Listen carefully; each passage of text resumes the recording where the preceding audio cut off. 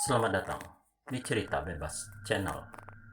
Selamat datang kembali pada para pecinta cerita horor dan cerita misteri.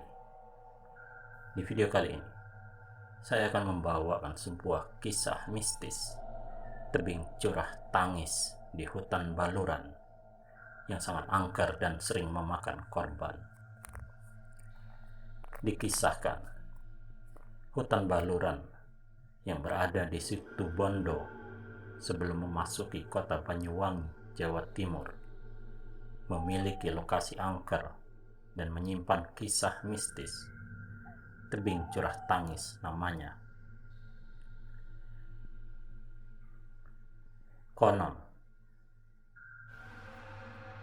tebing ini ada sejarah kelam yang menyelimuti curah tangis yang kerap meminta korban nyawa saban tahunnya. Sejarah kelam curah tangis sendiri dialami oleh seorang gadis, tapi penuh misteri. Curah tangis, sekilas nama tersebut kedengarannya akan membuat bulu kuduk berdiri. Namun sejatinya, posisi curah tangis sendiri berada di jalur tengkorak alias jalur maut, tepat berada di tengah hutan baluran yang masuk kawasan konservasi Taman Nasional Baluran, Kabupaten Situbondo, Jawa Timur, yang pengelolaan sendiri dikelola oleh Perum Perhutani KPH Banyuwangi Utara. Sepanjang jalur tengkorak ditumbuhi pepohonan jati yang cukup lebat. Selain itu, kondisi jalan terdapat banyak tikungan tajam di kanan kirinya. Dengan keberadaan jalannya yang naik turun dan bergelombang, hampir dapat dipastikan setiap hari selalu ada kecelakaan, baik kecelakaan ringan hingga merenggut korban dengan nyawa melayang. Antara curah tangis dan jalur tengkorak merupakan kristalisasi yang tak dapat dipisahkan karena curah tangis berada di pertengahan jalur tengkorak hutan baluran yang ujung timur masuk lintasan jalur perjalanan kota Gandrung, Banyuwangi, Situbondo. Di perbatasan hutan baluran paling timur tersebut ada legenda yang merakyat. Konon, dulu ditemukan buaya besar mati yang diabadikan menjadi nama desa Bajul Mati, Kecamatan Wongsorejo, Banyuwangi. Oleh masyarakat desa Bajul Mati, jasad buaya tersebut dipindah ke utara sungai, sehingga sampai sekarang diabadikan sebagai nama desa Batangan, Kecamatan Banyu Putih, Kabupaten Situbondo. Menurut salah seorang sesepuh, Ki Ageng Wangsadirja mengisahkan terkait keberadaan curah tangis. Konon ada kisah misteri yang selama ini selalu meminta korban. Di antaranya, seperti ada bus pariwisata yang ditubruk trailer dari belakang yang merenggut korban nyawa sebanyak 7 orang. Tabrakan beruntun serta kecelakaan lainnya yang tak dapat dihitung lagi dengan jari. Angkernya curah tangis yang selalu memakan korban pelintas jalur tengkorak hutan baluran itu memang berkaitan erat dengan sebuah kemistisan. Sekitar 200 tahun yang silam, ada sebuah kisah tragis yang tak dapat dilupakan begitu saja. Konon kejadiannya, ada seorang gadis cantik bernama Dewi Taroro dianiaya secara tragis oleh pacarnya sendiri, lalu dilempar ke dasar curah tangis, kata Ki Ageng. Waktu itu, lanjutnya, Dewi Taroro diajak pacarnya berjalan-jalan di seputar hutan baluran. Dijelaskannya, ketika sedang berdiri di tepian curah tangis, tiba-tiba Dewi Taroro didorong pacarnya dengan kerasnya hingga terlempar ke bawah curah tangis yang kedalamannya kurang lebih 18 meter dan dipenuhi bebatuan besar. Tragisnya lagi, kepala Dewi Taroro pecah membentur bebatuan, dan itu tampak terlihat dengan jelas dari atas curah tangis. Ketika masyarakat Bajul Mati dan Batangan berduyun-duyun hendak mengangkat mayat Dewi Taroro, namun beberapa orang yang turun sesampainya di dasar curah tangis tempat Dewi Taroro kaget bukan alang kepala, karena dengan pelan-pelan namun pasti jasad Dewi Taroro menghilang dan tak membekas seperti tak pernah ada kejadian apapun, ungkap Ki Ageng dengan pandangannya menerawang ke masa silam. Ditambahkannya, bukanlah hal yang mengherankan jika curah tangis terkenal angker dan selalu meminta korban yang kejadiannya selalu beraneka ragam. Ada kalanya jalan itu kelihatan lurus, padahal sebenarnya sebuah tikungan. Bahkan juga ada sewaktu melintasi jalur yang melintas curah tangis, tiba-tiba ada seorang perempuan yang menyeberang di tengah jalan.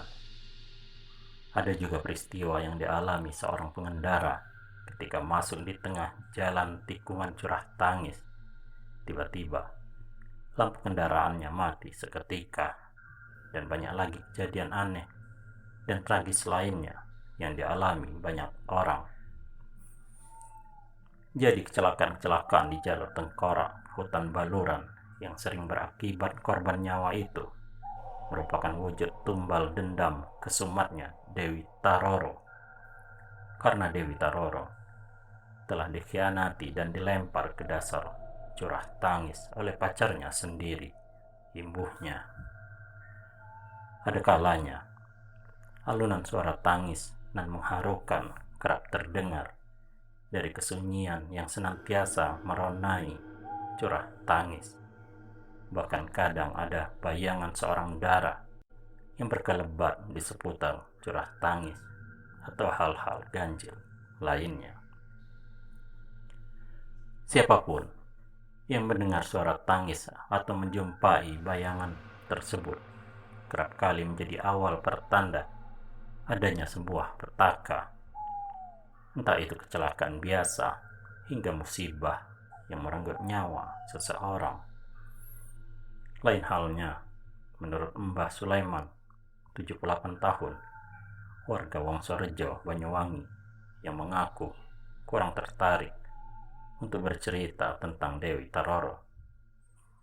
Namun ia lebih suka berkisah tentang peristiwa yang memilukan bagi bangsa Indonesia, khususnya masyarakat Banyuwangi dan sekitarnya, yaitu semasa meledaknya peristiwa G30 SPKI sekitar 1965-an, karena curah tangis menjadi tempat pembuangan para mayat. Saat itu banyak mayat-mayat yang dicap sebagai orang PKI yang dibunuh dan dilemparkan begitu saja ke dasar curah tangis. Jumlahnya pun tak dapat terhitung lagi, sekitar ratusan bahkan mungkin ribuan mayat yang dibuang. Jika saya mengingat kejadian itu, saya merasa ngeri sendiri, kenal Mbah Sulaiman. Tidak hanya itu saja, lanjutnya. Pada 1980-an pun juga ada peristiwa yang tak kalah mengerikan, yaitu adanya operasi Petrus atau penembak misterius yang sasarannya para penjahat dan orang-orang yang dicurigai tukang teluh. Bahkan para korban Petrus itu tidak hanya dibuang dan dilempar ke dasar curah tangis, namun juga tergeletak di sepanjang ruas kiri kanan jalan hutan baluran. Dan pada masing-masing mayat ada uangnya sekitar 50.000 yang mungkin memang sengaja disiapkan untuk ongkos menguburkan mayat-mayat tersebut. Jadi jangan heran Kalau di sepanjang jalan hutan baluran, terutama curah tangis, kelihatan angker, serta banyak terjadi kecelakaan, dan selalu meminta korban. Ya karena itu tadi, ungkapnya, tanpa mau meneruskan. Pada tahun 2005, ada kejadian memilukan ketika rombongan sebuah media tabloid usai menggelar acara konsolidasi sekitar pukul 21:15 waktu Indonesia Barat melintas di jalur tengkorak hutan baluran tersebut. Posisinya sendiri tidak jauh dari jembatan Curah Tangis. Kendaraan rombongan media tabloid itu mengalami musibah. Menurut Denny Sunanuddin, saksi mata yang juga adalah korban selamat, saat itu kendaraan yang ditumpanginya hanya berkecepatan tidak kurang dari 50 km per jam karena kondisi jalan yang memang gelap karena kurangnya penerangan. Setelah melintas di Curah Tangis, tiba-tiba ban belakang sebelah kanan terlepas. Ternyata as gardannya patah. Meski di depannya arah berlawanan ada iring-iringan truk gandeng, namun kendaraan Jeep CJ5 masih dapat dikendalikan.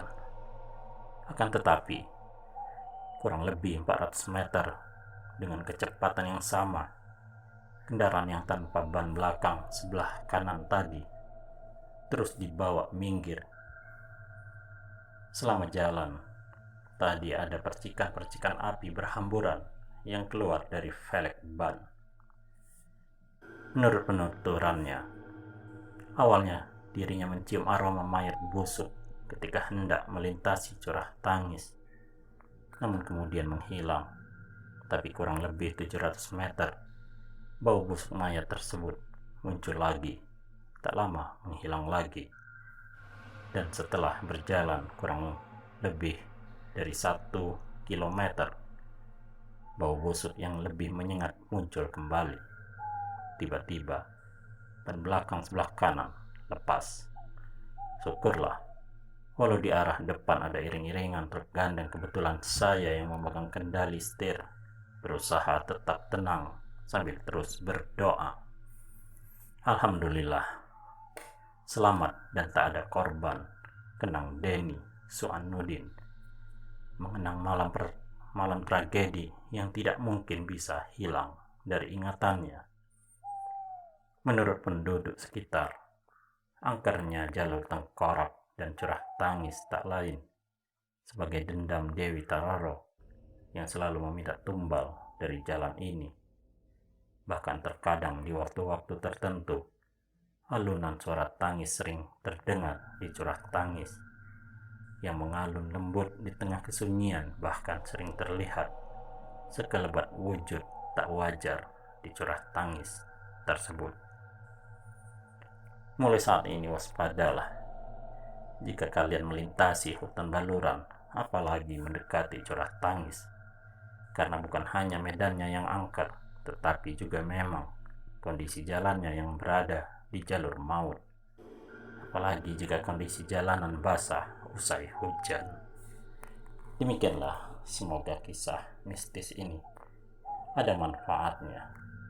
Terima kasih, sampai jumpa lagi.